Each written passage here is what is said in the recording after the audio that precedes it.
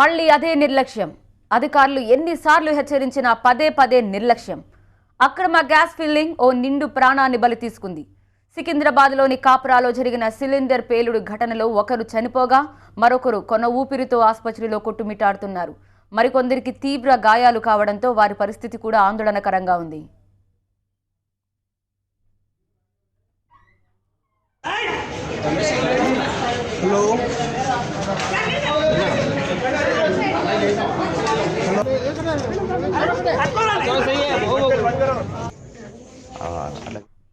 కాప్రాలో ఇవాళ ఉదయం భారీ పేలుడు సంభవించింది. ఒక ఇంట్లో ఉన్న గ్యాస్ సిలిండర్ పేలడంతో ఈ ప్రమాదం చోటు చేసుకుంది.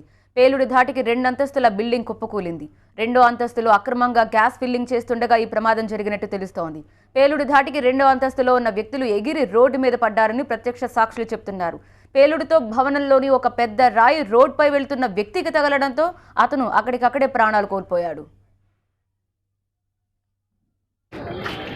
గ్యాస్ సిలిండర్ ఒక్కసారిగా పేలడంతో పేలుడు తీవ్రతకు కిలోమీటర్ దూరం పరిధిలో ఉన్న ఇళ్ల అద్దాలన్నీ ధ్వంసమయ్యాయని స్థానికులు చెబుతున్నారు. పేలుడు శబ్దం 2 కిలోమీటర్ల మేర వరకు వినిపించిందని అక్కడి స్థానికులు అంటున్నారు. ప్రమాదం జరిగిన వెంటనే స్థానికులు పెద్ద ఎత్తున ఘటనా స్థలానికి చేరుకున్నారు. పోలీసులకు విషయం చెప్పడంతో హుటాహుటిన ఘటనా స్థలానికి చేరుకున్నారు. క్షతగాత్రుల్ని వెంటనే ఆసుపత్రికి తరలించారు. ప్రమాదానికి గల కారణాలపై పోలీసులు దర్యాప్తు చేస్తున్నారు. అందరి కాలు ఎలాగంటే ఒక ఫస్ట్ ఫ్లోర్ నుంచి కింద పడ్డారు. వాళ్ళు ఎగిరి పడవడం, అంత శబ్దం వచ్చి అంత ఎగిరి పడడం అంటే ఇది మామూలు విషయం కాదు. కాబట్టి రోడ్డు మీద వెళ్తున్న వాళ్ళని గిట్ట తగలడం వల్ల వాళ్ళు రోడ్డు మీద పోయే వ్యక్తి గిట్ట చనిపోయింది. స్పాట్లో చేతుల మీద తీసుకుపోతున్నా అప్పుడే చనిపోయిండు. అది దురదృష్టకరం. కాబట్టి ఇలాంటి సంఘటనలు జరగకుండా ప్రతి ఒక్కరు ఇంటి వాళ్ళు ఒకవేళ గ్యాస్ సిలిండర్ కాలితే గ్యాస్ సిలిండర్ గురించి మనం తక్షణమే ప్రతి ఇంటి వాళ్ళు జాగ్రత్త పడాలని కోరుకుంటున్నాం. పేలుడు తీవ్రతకు 2 అంతస్తుల భవనం కుప్పకూలింది. దీంతో భవనంలో ఉన్న ఫర్నిచర్ సామాన్లు చెల్లాచెదురుగా పడిపోయాయి. దీంతో ఈ ప్రాంతమంతా భీతావహ వాతావరణం ఏర్పడింది. మరోవైపు పేలుడు తీవ్రత 2 కిలోమీటర్ల వరకు వినిపించడంతో ఏం జరిగిందో అన్న టెన్షన్ స్థానికుల్లో నెలకొంది. ఏం జరిగిందో చూద్దామని పెద్ద ఎత్తున జనం అక్కడికి తరలివచ్చారు. ఘటనా స్థలంలో ఉద్రిక్త పరిస్థితులున్నాయి. స్థానిక ప్రజలు పెద్ద ఎత్తున తరలి రావడంతో ఆ ప్రాంతమంతా జనంతో కిక్కిరిసిపోయింది. దీంతో ట్రాఫిక్ ఇబ్బంది ఏర్పడింది. రంగంలోకి దిగిన ట్రాఫిక్ పోలీసులు ట్రాఫిక్ ని కంట్రోల్ చేయడానికి తీవ్రంగా శ్రమిస్తున్నారు.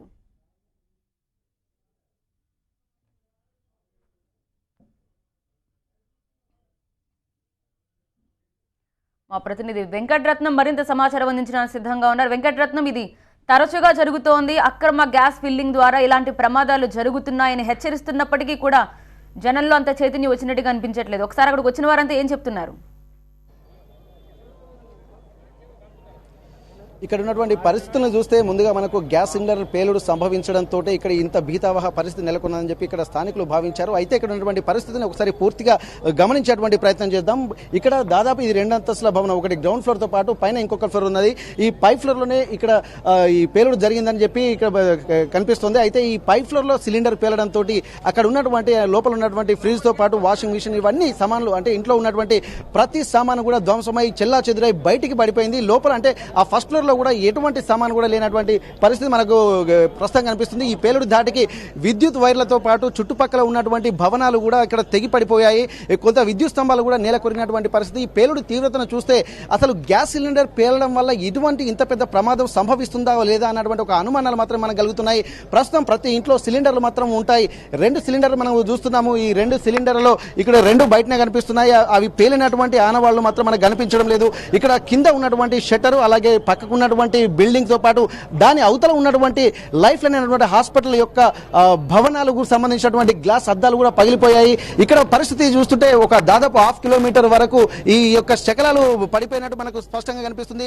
రోడ్డు మీద వెళ్తున్నటువంటి వ్యక్తి ఇక్కడికి దాదాపు ఒక 200 మీటర్ల దూరంలో ఉన్నటువంటి వ్యక్తి అంటే ఈ బిల్డింగ్ లో నుండి వచ్చినటువంటి బండరాయి తగలడంతో చనిపోయాడంటే ఆ ప్రమాద తీవ్రతను కూడా మనం గుర్తించవచ్చు. అసలు ఈ గ్యాస్ సిలిండర్ పేలిస్తే నిజంగా ఇంత ఘోరం జరుగుతుందా లేదా అన్నటువంటి ఒక అనుమానాలు కూడా ఇక్కడ ప్రస్తుతంగా కలుగుతున్నాయి.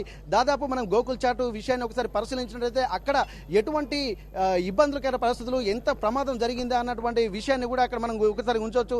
దూరం అంటే రోడ్డు మీద వెళ్లే వాళ్ళకు కూడా అటువంటి ప్రమాదం జరిగింది. ఇక్కడ పరిస్థితులు కూడా సేమ్ గా మనం చెప్పుకోవచ్చు. ప్రస్తుతానికైతే ఉదయం పూట కావడంతో పెద్ద ప్రమాదం సంభవించి తప్పించుకున్నట్టు మనం చెప్పుకోవచ్చు. కింద ఒకటి జ్యూస్ పాయింట్ అలాగే టీ పాయింట్ ఉంటుంది. ఇక రోడ్డు మీద వెళ్ళేటువంటి స్కూల్కు వెళ్ళేటువంటి పిల్లలు అలాగే ఎప్పుడు రద్దీగా ఉండేటువంటి ఈ ప్రాంతాన్ని కూడా మనం దృష్టిలో పెట్టుకున్నట్టయితే ఉదయం జరగడం వల్ల అంటే ఎవరు అంటే రోడ్లపైకి రాకపోవడం వల్లనే ఇంత పెద్ద ప్రమాదం తప్పించుకున్నారని చెప్పి మనం ఇక్కడ చెప్పుకోవచ్చు. ఈ పరిస్థితులను చూస్తుంటే ఒక భీతావహ పరిస్థితి మాత్రం కనిపిస్తుంది. ఇక్కడ మోటార్ సైకిళ్లతో పాటు వాహనాలు అలాగే పూర్తిగా ధ్వంసమైనటువంటి పరిస్థితి. విద్యుత్ స్తంభాలు కూడా ఇక్కడ ఎంతో అంటే వైర్లు తెగిపోవడంతో పాటు కింద నేల కొరిగినటువంటి పరిస్థితి. ఇప్పటికీ సంఘటనా స్థలానికి క్లూస్ టీం కూడా చేరుకున్నారు. క్లూస్ టీం కూడా వివరాలని పరిశీలిస్తున్నారు. ఇక్కడ ఈ పరిస్థితులను చూస్తున్నట్టయితే క్లూస్ టీం ఇప్పటి వాళ్ళకి అందినటువంటి సమాచారాన్ని ఇక్కడ వాళ్ళు ఇంకా ప్రస్తుతానికైతే ఎలా జరిగిందన్నటువంటి విషయాన్ని కొన్ని చూస్తున్నారు. కొన్ని శకలాలు ఏవైతే ఈ పేలుడుకి సంభవించినటువంటి లోపల ఏమైనా పేలుడు పదార్థాలు ఉన్నాయా లేకుంటే గ్యాస్ సిలిండరే పేలిందా, ఎలా అసలు ఒకవేళ పేలుడు సంభవిస్తే ఎలా జరిగిందన్నటువంటి ఒక వివరాలని కూడా మనం ఇక్కడ చూడొచ్చు. అయితే ప్రస్తుతానికి ఇక్కడ సంఘటన స్థలానికి పోలీసులతో పాటు క్లూస్ టీం అలాగే ఇక్కడ స్థానిక ప్రజాప్రతినిధులు కూడా చేరుకున్నారు. ఇక్కడ స్థానిక ఉప్పల్ ఎమ్మెల్యే బేతి సుభాష్ గారు ఇక్కడ ఉన్నారు. సార్ చెప్పండి సార్, ఇప్పుడు ఇక్కడ ఉన్నటువంటి పరిస్థితులను చూస్తున్నట్టయితే ఇక్కడ పేలుడు సంభవించిందా లేకుంటే మీకు అందినటువంటి సమాచారం ఏముంది? ఇక్కడ నాకు ఇప్పుడే అందిన సమాచారం ఏంటంటే మరి నేను అది తెలియగానే ఉదయం 7 ప్రాంతంలో పేలుడు సంభవించిందని చెప్తా ఉన్నారు. మరి ఇప్పుడు వాళ్ళు కూడా అది సిలిండర్ పేలిందని చెప్పి అధికారులు చెప్తా ఉన్నారు. ఇంకా క్లారిటీ రాలేదు. దాన్ని పరిశీలన చేస్తూ ఉన్నారు అధికారులు. మిగిలిన అందరూ కూడా దాని పరిశీలన ఉన్నారు. అది తర్వాత త్వరలోనే దాన్ని తెలుస్తాం. మరి ఈ ప్రాంతంలో ఏదైతే పేలుడు సంభవించిందో మరి ఆ పేలుడు ద్వారా ఒక 10-20 గదాల దూరంలో ఉన్న వ్యక్తి కూడా రవి అనే వ్యక్తి మరి అతను షాప్కి వెళ్తుంటే మరి ఒక ఇటుకరాయి వచ్చి ఆయన నెత్తి మీద పడడం వల్ల ఆయన స్పాట్లో డెడ్ చనిపోవడం కూడా జరిగింది. ఆయన కూడా పక్కన ఉన్న హాస్పిటల్లో మరి ఉన్నాడు. మరి 2 పిల్లలు మంచిగా ఉన్నారు. వాళ్ళకు చిన్న దెబ్బలు తగిలిన కానీ వాళ్ళకు భయాందోళనకు గురైన సందర్భం ఇక్కడ క్లియర్ కనబడుతుంది. ఆ పిల్లలు కూడా పరామర్శించడం జరిగింది. చాలా భయపడతా ఉన్నారు ఆ పిల్లలు. వాళ్ళు కూడా ఇబ్బందికరం ఉంది. మరి తండ్రి చందులాల్ అనే వ్యక్తిను మరి అదే బిల్డింగ్ ఓనర్ ఉండు ఆయన చనిపోవడం, ఆయన భార్య కూడా హాస్పిటల్లో ఉందని చెప్తా ఉన్నారు. కొద్దిగా అంటే గాంధీ నుంచి ఇప్పుడే యశోదకు తరలించని కూడా చెప్తా ఉన్నారు. కొద్దిగా మెరుగు ఉంది అని చెప్తా ఉన్నారు. పిల్లలు కూడా భయాందోళనకు గురవుతారు కానీ సరౌండింగ్స్ వాళ్ళంతా కూడా పెద్ద ఎత్తున భయాందోళనకు గురవుతున్నారు. ఎటువంటి భయాందోళన అవసరం లేదు. దాని ఏందో త్వరలోనే తెలుస్తాం. ఇప్పుడు ఎందుకంటే అధికారులు ఇప్పుడే వచ్చారు కాబట్టి వాళ్ళంతా కూడా మరి నిపుణులు వాళ్ళందరూ కూడా పరిశీలన ఉన్నారు. సిలిండర్ పేలుడు అని చెప్పి గతంలో కూడా వేరే ప్రాంతాలు కూడా ఇటువంటి సిలిండర్ పేలుడు వల్లనే ఇటువంటి జరిగినాయి కాబట్టి అదే కావచ్చు అని వాళ్ళు అనుకుంటా ఉన్నారు కానీ ఇంకా క్లారిటీ లేదు. అది త్వరలోనే క్లారిటీ తీసుకుని దాన్ని తెలుసుకుంటాం. మరి వాళ్ళ బాధితులు కూడా ఎటువంటి సాయం కావాలన్నా కూడా ప్రభుత్వం ద్వారా నేను మాట్లాడి ప్రభుత్వం ద్వారా ఇప్పించే ప్రయత్నం చేస్తానని చెప్పి కూడా తెలుసుకుంటాం. తరచూ ఇటువంటి ఘటనలు జరుగుతున్నప్పటికీ కూడా జాగ్రత్త వహించాలని చెప్పి ఇటు అధికారులతో పాటు ప్రజాప్రతినిధులు కూడా ఎప్పటికప్పుడు చెప్తూనే ఉన్నారు. కాకపోతే పరిస్థితులు మాత్రం ఇక్కడ పేలిన తీవ్రత మాత్రం చాలా స్పష్టంగా మనం చూడొచ్చు. అయితే ఇక్కడ పేలిన సమయంలో మొదటి అంతస్తులో ఉన్నటువంటి వాళ్ళు కింద పడిపోవడం కూడా ఇక్కడ పేలుడు తీవ్రతను కూడా మనం గమనించవచ్చు. ఆ కింద పడ్డటువంటి ఆ యొక్క బాడీస్ అంటే ఎవరైతే గాయపడ్డారో వాళ్ళని కూడా తీసుకెళ్లినటువంటి ప్రత్యక్ష సాక్షులు కూడా ఉన్నారు. వారే హాస్పిటల్కి తరలించారు. ఇక్కడ చెప్పండి సార్, మీరు వాళ్ళని తీసుకెళ్తున్నప్పుడు ఆ పరిస్థితులు ఎట్లా అనిపించాయి మీకు? మాది ఇల్లు ఎదురుగానే ఉంటుంది. ఇల్లు పొగడానికి శబ్దం వచ్చింది. శబ్దం వస్తే బయటకు వస్తే దుమ్ములాగా వచ్చింది. వచ్చి చూస్తే ఆడ పిల్లలు ఏడుస్తున్నారు. పిల్లలు పైన ఏడుస్తే ఆ పిల్లలని ఏం చేస్తున్నారు అంటే పిల్లలు మీరు ఏం కాలేనంటే వాళ్ళ డాడీ కొద్దిగా కాలు కదిలిచ్చిండు. ఆ పిల్లలు మొత్తం మీద పడ్డాయి. డ్రైవర్ మీద ఉన్నాడు. ఆయన లేపుతుంటే ఏమైందంటే చర్మం మొత్తం ఊడొస్తుంది. ఈ తల మొత్తం పలిగిపోయింది ఆయనది. 2-3 తీసుకుపోయి ఆ పక్కనే హాస్పిటల్లో స్ట్రెచర్ ఎత్తుకొచ్చిన నుంచి స్ట్రెచర్ మీద తీసుకుపోయి ఆయనని హాస్పిటల్ తీసుకుపోయినా అక్కడ నుంచి వేరే హాస్పిటల్ తీసుకుపోయినా అని చెప్పారు. ఇక రోడ్డు మీద పోయేటోళ్ళు 2 చనిపోయారు. మొత్తం ఎదురుగా ఉన్న ఇంట్లో కూడా కిటికీలు మొత్తం పలిగిపోయినాయి. అద్దాలు మొత్తం పడిపోయారు. మొత్తం ఇప్పుడు ఆ ఉదయం పేలిన శబ్దానికి మీరు వచ్చారు. అసలు గ్యాస్ సిలిండర్ పేలిన శబ్దం లాగానే అనిపించిందా లేకుంటే ఇంకేమైనా? పెద్ద శబ్దం వచ్చింది. చాలా పెద్ద, ఎంత పెద్దగా శబ్దం అంటే ఒక భయానక శబ్దం. ఇల్లు ఇట్లా కంపేర్ అయిపోయింది. ఏంది ఇంత శబ్దం వచ్చిందని బయటకు వచ్చి చూస్తే మొత్తం ఇల్లు మొత్తం అయిపోయింది. మొత్తం సిలిండర్ మంచిగానే ఉన్నాయి. మరి అయితే ఇక్కడ ఇదే మనం చూస్తున్నాము. ఇక్కడ ఈ పేలుడు అసలు గ్యాస్ సిలిండర్ అయినా లేదన్నటువంటి అనుమానాన్ని మనం స్పష్టంగా చూడొచ్చు. ఆ సిలిండర్లు మాత్రం అలాగే ఉన్నాయి. 2 సిలిండర్లు ఉన్నాయి. మినిమం ఇంట్లో 2 సిలిండర్లు లేకపోతే 3 సిలిండర్లు ఉంటాయి. ఒకవేళ సిలిండర్ పేలినప్పటికీ కూడా పేలిన సిలిండర్ శకలాలు కూడా మనకు కనిపించాల్సింది. అటువంటి పరిస్థితి కూడా ఇక్కడ లేకపోవడం కూడా మనం చూసుకోవచ్చు.